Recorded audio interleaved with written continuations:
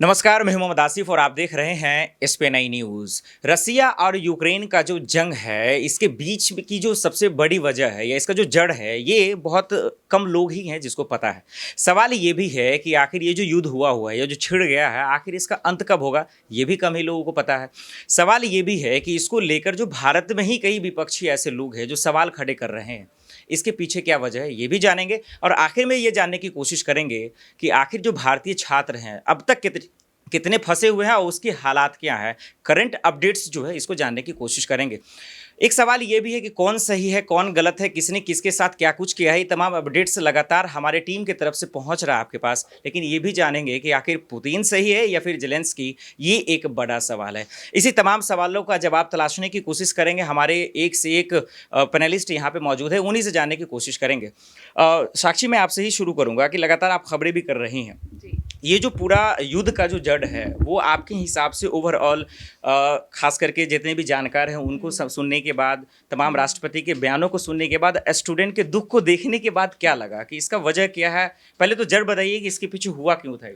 जी, अगर हम जड़ की बात करें तो स्टार्टिंग कुछ ऐसी हुई थी कि जैसे सच्चाई की बात करें तो वो अभी तक किसी को नहीं मालूम है, लेकिन जितना हमें मालूम है, जितनी चीज़ें आ रही हैं कि एक तो एक लड़ाई की हम बात करें तो काफ़ी पहले से वो चलती आ रही थी और एक अभी जो चल रही थी वो उसकी सबसे बड़ी वजह जो है वो नाटो है कहीं ना कहीं।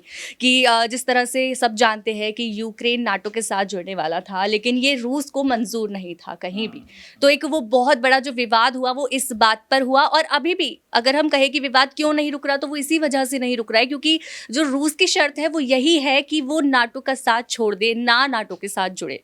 तो एक ये बहुत बड़ी जो उनकी मांग है। लेकिन दीपक, सवाल ये है कि एक धोखा का सवाल आ रहा है कि लोग चीटिंग किया है, जैसा कि अभी साक्षी बता रही है, नाटो का जिक्र कर रही हैं। तो मैं जानना चाहूंगा कि लोग अमेरिका पे भी ब्लेम डाल रहे हैं, रसिया पे भी डाल रहे हैं कि कह रहे हैं कि वो उससे डर भी रहा है। तो मेन जो डर का जो एक सवाल हो रहा है, विश्वासघात का सवाल हो रहा है, किसने किसके साथ किया आपके हिसाब से? दीपक, कुल मिलाकर देखा जाए तो रसिया जो है वो चाहता था कि नाटो के देश में शामिल ना हो यूक्रेन, क्योंकि यूक्रेन इसमें पूंजीवादी है नहीं, इतना विकसित है नहीं।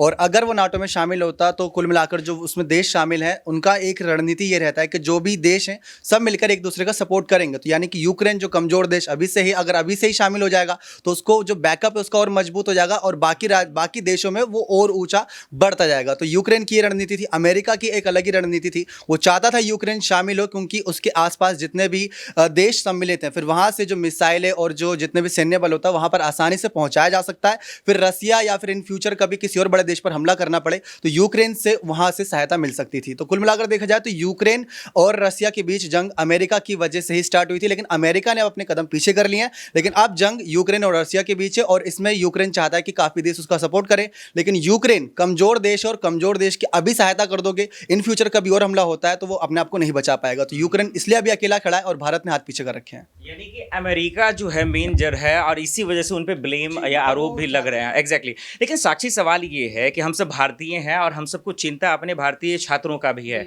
बहुत सारी ऐसी तस्वीरें देखी जो हम सबके जो है रूह भी कांप गया और आज कहीं ना कहीं उसके परिवार में एक गम होगा।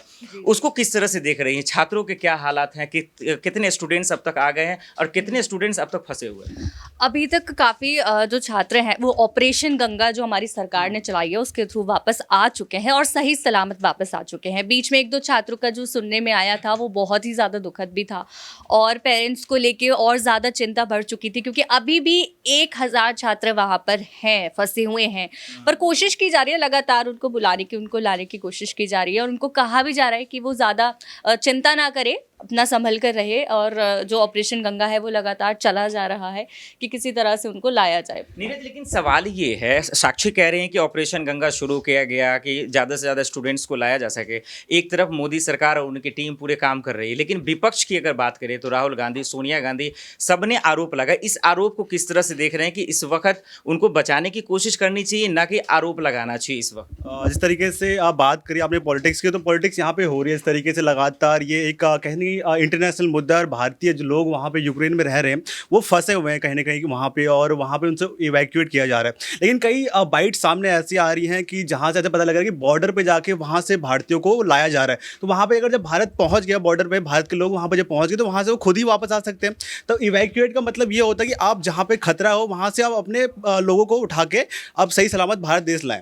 तो ये कहीं ना कहीं एक बड़ा मुद्दा सामने आ रहा है कि ये जो सरकार है ये क्या कर रही है वहाँ पे जाके। अगर जहाँ पे लोग फंसे हुए, कीव में फंसे हुए, सबसे ज़्यादा अटैक्स वहाँ पे हो रहे, गोला बारूद वहाँ पे फेंके जा रहे हैं, वहाँ से अगर भारतीय स्टूडेंट या फिर भारतीय लोगों को वापस नहीं लाया गया तो वो क्या, किस बात का इवैक्यूएशन है। बहुत सारी बाइटें सामने ऐसी आ रही है लोगों के द्वारा। नीरज, आप कह रहे हैं, ये सवाल भी आया था और मैं पूछना भी चाहता हूँ आपसे कि स्टूडेंट्स जो आ रहे हैं वो कह रहे हैं कि मैं अपने बल पे आया हूँ, लाखों रुपए खर्च के, इसको किस तरह देंगे? नहीं, जिस तरीके से आप अगर आप पोलैंड के बॉर्डर पे चले गए या फिर किसी भी आस पड़ोस के यूक्रेन के बॉर्डर पे आप चले जाते हो, वहाँ से आप तो खुद ही ला सकते हो, वहाँ से फिर किसी और फ्लाइट पकड़ के वापस इंडिया आ सकते हो। वहाँ से फिर क्या इवैक्यूएशन है? वो इवैक्यूएशन तब होता है जब आप किसी खतरे स्थान से वहाँ से आप अपने लोगों को वापस लाते हो, तो वो एक सही काम होता है। लेकिन जिस तरीके से गंगा ऑपरेशन किया जा रहा है, स्मृति ईरानी है, ज्योतिरादित्य सिंधिया वहाँ पे गए हैं, तो कहीं ना कहीं पॉलिटिक्स भी यहाँ पे बहुत ज़्यादा खेली जा रही है। मतलब काम कम प्रचार ज्यादा हो रहा है, ये कहना चाह रहे हैं क्या? दीपक, आप भी सहमत है इसी बात से? बिल्कुल, क्योंकि अगर चाहते तो 2 हफ्ते पहले ही आशंका थी कि ऐसा कुछ होने वाला है। चाहते तो अपने स्टूडेंट जो छात्र हैं, जो वहाँ के नागरिक है भारतीय, उनको पहले ही बचाया जा सकता था। और अब जब युद्ध एकदम से छिड़ा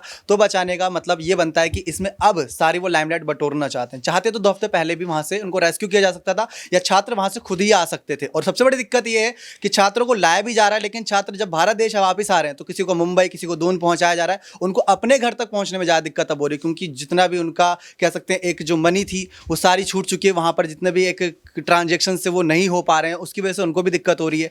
तो वहाँ से काफ़ी दिक्कत अब स्टूडेंट को आने में। एक बात इसमें ये भी ऐड करना चाहूँगा, जिस तरीके से यहाँ पे भारत का स्टैंड सामने आ रहा है, खासतौर पे इंटरनेशनल मुद्दा है, और यूक्रेन के साइड में कोई भी कंट्रीज इतनी नहीं आ रही, 2-4 कंट्री को छोड़कर। तो कहीं ना कहीं मुझे लगता है कि भारत का स्टैंड भी यहाँ पे उतना बड़ा नहीं सामने आ रहा है, इस तरीके से आना चाहिए था। लेकिन एक सवाल मैं आप लोग से पूछूंगा, इतना बारीकी से जब आप बता रहे हैं, भाई दुनिया तो इतना बेबस नहीं था ना, मानवता भी एक चीज होता है। तो आखिर ये जो सब लोग डरे हुए हैं, तमाम मीटिंग्स हो रही हैं, कोई खुल के नहीं बोल रहा, इतना बेबस हो कैसे गया दुनिया?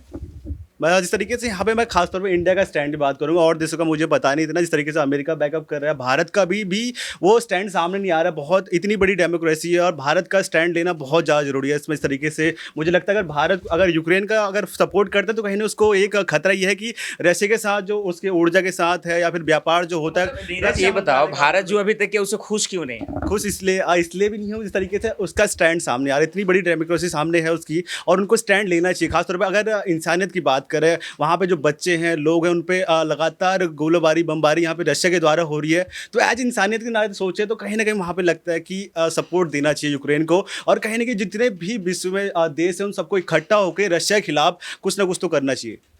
लेकिन अगर आप देखें तो अगर आप यूक्रेन का अभी सपोर्ट करेंगे तो इसे साफ रहेगा कि आप कमजोर की सहायता कर रहे हो। और यूक्रेन का सपोर्ट करने का मतलब ये है कि देश जब सपोर्ट करेंगे तो वो विश्व युद्ध में ही बदला जाएगा। तो अभी यो रोकना है तो आपको कदम पीछे रखने होंगे, उन दोनों को आपस में लड़ने देना है। क्योंकि अगर यूक्रेन और रूस का अभी युद्ध रुक भी जाता है तो उनकी आर्थिक स्थिति इतनी खराब है कि उनके पास ज़्यादा कुछ बचा भी नहीं है। मतलब रूस का पूरी तरीके से उस पर कब्जा लगभग हो ही चुका है। अगर चाहे तो रूस कल ही खत्म कर सकते हैं, इतनी सैन्य शक्ति उनके पास है, 3 से 4 गुना सैन्य शक्ति उनके पास है। चाहे तो एक दिन में खत्म करें, लेकिन रूस पूरे विश्व में ये संकेत पहुंचा रहा है कि वो विश्व की शक्ति बन चुका है। चलिए, बहरहाल सवाल तो बहुत सारे हैं जिसका जवाब तलाशने की ज़रूरत है ही, लेकिन एक इस बीच में भी सबसे जो लाजमी सवाल है वो ये कि इन दोनों देशों के बीच में जो जंग छिड़ा हुआ है, इसमें जो लड़ाई है, इस बीच में जो भारत में सबसे बड़ा मिडिल क्लास के लोग, जो गरीब तबके के लोग हैं, उसमें जो फ़र्क पड़ेगा वो महंगाई की मार है, कोरोना के बाद और तमाम चीज़ें, उस पर बातचीत कर लेते हैं। तो मैं इधर बंधना से ही शुरू करूँगा कि इससे जो महंगाई पे मार पड़ेगा आम लोगों पर, वो कितना फ़र्क पड़ने वाला है? क्योंकि पहले ही 200 रुपये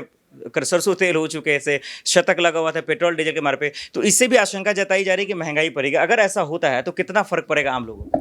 देखिए, महंगाई की अगर बात की जाए तो महंगाई पहले से बढ़ चुकी है। यहाँ पे अगर अभी चुनाव का टाइम चल रहा है तो महंगाई पे हम ज़्यादा बात कर रहे हैं, और उसके बाद ये युद्ध छिड़ चुका है तो इसके बाद पहले ही महंगाई बढ़ चुकी है, और अगर ये जाता है और आगे तक तो आई थिंक सो काफ़ी ज़्यादा महंगाई बढ़ेगी। तो साक्षी किस तरह से देख रही हैं आप महंगाई को लेकर क्या है ये भले ही सुनने में आम सवाल तो लगता है नीरज दीपक, लेकिन इसमें कोई शक नहीं है कि ये लोगों का जो पॉकेट है ना उसको फाड़ देगा इस बार। बिल्कुल। तो इस तक किस तरह से देख रहे हैं कि मिडिल क्लास के लिए कितना बड़ा अटैक होगा? अटैक तो बहुत बड़ा होने वाला है, क्योंकि अभी तो सिर्फ उन्होंने सुना है कि ऐसा होने वाला है, और जब ऐसा होगा तो वैसे ही इतनी दिक्कतें आती रहती हैं लगातार, पेट्रोल के या किसी भी चीज़ के जो दाम है वो बढ़ते चले जाते हैं। तो अब जो होने वाला है उसका तो हम आशंका भी नहीं लगा सकते, मतलब सोच भी नहीं सकते कि अब आगे कैसे मैनेज करें। क्लोजिंग टाइम पे आप लोगों से सिर्फ एक ही सवाल लेना चाहूंगा और वो यही है कि आखिर जो मसला है, ये इतना बड़ा जो विवाद है, जो दीपक बता भी रहे हैं कि युद्ध कब जो है थर्ड वर्ल्ड वार में भी जो है इसका परिवर्तन हो सकता है, इसका जो है सॉल्यूशन क्या है? आप लोगों से एक लास्ट क्लोजिंग पॉइंट यही लेना चाहूँगा कि इसका रास्ता क्या है, कैसे जो है ठीक किया जा सकता है? क्या लगता है कब इसका अंत होने वाला है? अंत का तो हम पता ही नहीं लगा सकते, लेकिन कहीं ना कहीं अगर रूस जैसे कि रूस का ये कहना है कि यूक्रेन पीछे हट जाए, जिस तरह वो धीरे धीरे अभी भी वार कर रहे हैं, कि कहीं ना कहीं उनका जो नज़रिया वो बदल जाए या फिर वो अपना जो स्टेप है वो पीछे ले ले, तो वो भी युद्ध रोक लेंगे। तो एक तरीका तो वो भी है कि अगर वो अपना डिसीजन वापस ले लेते हैं तो युद्ध रुक जाएगा। कहीं ना कहीं वो भी गलत है कि वो अपना डिसीजन चेंज कर ले। ये तो एक रास्ता है। नीरज आपके हिसाब से क्या लग रहा है? मेरे हिसाब से कहीं ना कहीं हमें यूक्रेन का सपोर्ट करना चाहिए। जिस तरीके से अगर रशिया ने वहाँ पे हमला करा है तो आगे ये भी हो सकता है फ्यूचर में। ज्यादा इमोशनल हो गया है इसलिए यूक्रेन की ज्यादा बात कर रहा है। बात ये अगर रशिया अगर यूक्रेन पे जा रहा है तो कल जाकर किसी और कंट्री पे भी जा सकता है, कोई और देश। जिस तरीके से अगर यहाँ पे नहीं रोका गया, एक एटम आप 20वीं शताब्दी में रह रहे हो, इस तरीके से यहाँ पे परमाणु बम, एटम बम हर किसी देश के पास है, तो वो भी यूज कर सकते हैं, वो भी डरा सकते हैं और देशों को। तो कहीं ना कहीं ये जो एक सामने आ रहा है रशिया का स्ट्रॉन्ग जो एक अपने की उनकी रक्षा प्रणाली ज़्यादा मजबूत है, इसकी तहत वो यूक्रेन पे कब्जा करना चाह रही है। अगर यूक्रेन बैक स्टेप भी कर जाता है तो कहीं ना कहीं वो रशिया गुलाम बन के रहेगा, उनके कहीं ना कहीं ऑर्डर पे चलेगा। तो ये चाहेगा कि यूक्रेन के लोग ये नहीं चाहते, वो चाहते कि हमें आज़ादी चाहिए, इंडिपेंडेंस चाहिए कहीं ना कहीं। तो हर किसी को यही चाहिए, हर देश के लोगों को यही चाहिए होता है। अगर रशिया वहाँ पे जाता है, अगर कब्जा कर लेता है तो कहीं ना कहीं उनके ऑर्डर्स पे रहना पड़ जाएगा। बिल्कुल, इसमें कोई शक नहीं। ये नहीं लग रहा दीपक कि ये जो लड़ाई है वो अब ईगो में तब्दील हो चुका है? क्योंकि दो देशों के बीच जो है, क्योंकि अगर दोनों के बयानों को देखा जाए, पुतिन और जेलेंस्की, तो दोनों में मुझे ये लग रहा है ईगो का जो है एक फैक्टर आया। आपके हिसाब से क्या लग रहा है? आपने इंडिया पाकिस्तान का वॉर कई बार देखा है, बहुत बार हुआ है, लेकिन रुक भी जाता है, क्योंकि इंडिया भी समझता है कि अगर पाकिस्तान पे भी हमला करेंगे तो उनके पास, हम अगर कब्जा कर लेंगे तो हमारे पास ऐसा कुछ नहीं आना जो उनके देश में है। तीसरे सबसे कच्चे तेल का जो निर्यातक है वो रूस है, और कृषि उत्पादक में यूक्रेन आगे है। तो वहाँ पर अब ऐसी कुछ बचा भी नहीं है, और खासकर नरसंहार हो रहा है यूक्रेन में इस समय। आप देख रहे होंगे तस्वीरें और वीडियोज़ में, जो बड़ी बड़ी इमारतें हैं, जितने बड़ी रिहायशी इलाके, उन पर बहुत बुरी तरीके से हमला किया गया है। यानी कि कब्जा करने का कोई मतलब नहीं है, ये सीधा संकेत पूरे विश्व में फैलाना चाह रहा है रूस और पुतिन खासकर, कि जो उनके रास्ते में आएगा उनका हश्र ऐसे ही होगा। और अमेरिका भी अभी तक इस पर कुछ नहीं बोला ना, उनको कोई ऐसा स्टेप आया जो रूस के खिलाफ ऐसा थोड़ा लगे कि रूस खतरे में है, लेकिन रूस को भी ऐसा खतरा किसी और देश से है ही नहीं। और तो सबसे बड़ी बात यह है कि मतलब रूस पीछे हटने का नाम नहीं ले रहा। अगर चाहता तो दूसरे तीसरे दिन हो सकता था। नरसंहार जारी है और उसको रोक भी नहीं पा रहा है। अगर इसमें बाकी देश भी अगर यूक्रेन का सपोर्ट करेंगे और कुछ देश रूस का सपोर्ट करेंगे तो साफ साफ ये विश्व युद्ध में बदलेगा। इसमें सीधा संकेत एक तरीके से रूस को ही समझना होगा, पुतिन को खासकर, क्योंकि यूक्रेन तो चाहते ही युद्ध रुक जाए, उनके पास खोने के लिए कुछ बचा भी नहीं है। लेकिन जो पुतिन है उनको ये समझना होगा कि इनके पास खोने के लिए कुछ बचा नहीं, और नरसंहार जिस तरीके से कब्जा करने का उनका मकसद नहीं है, वो सीधा उस देश को खत्म करना चाहते हैं। उनकी रणनीति एक तरीके से दिख रही है, तो पुतिन का कोई मकसद नहीं है, और ये वर्ल्ड वॉर में ही तब्दील होता दिख रहा है। ऐसे संकेत अभी तक दिख रहे हैं। जो तस्वीर आ रहे हैं वो बहुत ही खतरनाक है, इसी वजह से तमाम लोग चिंता का विषय बना हुआ है। लेकिन जहाँ तक साक्षी, नीरज और दीपक और वंदना की बात करे जाए और इन लोगों ने जो कहा उसको समझा जाए, तो यही समझ में आया है कि जंग से जो है रास्ता नहीं निकलेगा, मसले का हल नहीं निकलेगा, शांतिपूर्वक ही निकला जाएगा। लेकिन नीरज की एक बहुत अच्छी बात रही कि भले ही यूक्रेन कमज़ोर तो है, लेकिन अपने हक की लड़ाई के लिए पूरा दम दिखा रहा है। वो हार कर भी इस वक्त जीता हुआ दिख रहा है, और पूरे बेबस जो इस वक्त दुनिया है, जो आवाज़ उठाने से डर रही है, उसको एक आईना ज़रूर दिखा दिया है। बहुत बहुत शुक्रिया आप तमाम लोगों का। फिलहाल के लिए इतना ही। बाय खबरों के लिए देखते रहे SPN न्यूज़। नमस्कार।